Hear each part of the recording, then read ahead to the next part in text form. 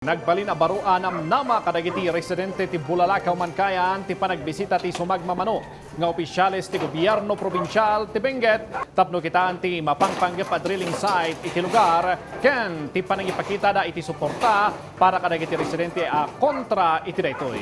Impasigurado dagiti umili ti agtultuloy panang tugarda ngano panang tugarda iti plano a kampanya ti panagminas ti lugarda.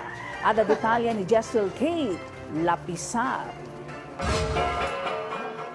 Pagyamyamanan dagiti residente ti Bulalakaw Mankayan ti panagbisita ti sumagmamano kadagiti opisyales ti gobyerno probinsyal ti Benguet.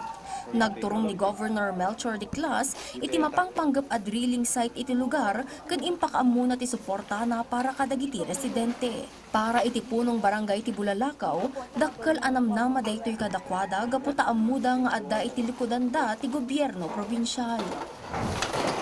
Nakita mi di propose drilling site at nakita na at wala naman ako sisuportar kinyari tayo. Doon kini Mayor Pasiwan willing naman tumulong.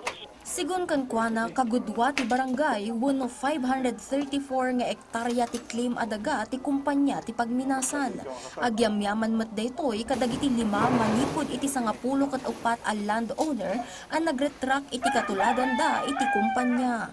Namnamaan damet nga agtultuloy ti takder dagiti umili iti laban da tapno saan a matuloy ti exploration iti barangay. Kita dapat rumah, dapat kahit na no jay talaga na manina sisuk mabi pa pananda at ito ay mismo mga agricultural residential at dapat di royal kimbi dito handa mo nga itulok paslada kita NCIP kun MGB DNR. Silulukat ang makisarita ti Crescent Mining and Development Corporation kadagiti residente iti Bulalakaw. We expect government officials to be neutral because we are following the law. And if we are doing something to violate that law, then I believe we should be accountable for it. But as far as we know, we have committed to follow the law and we are keeping it that way. Jezreel Kate Lapizar para iti Pagilian.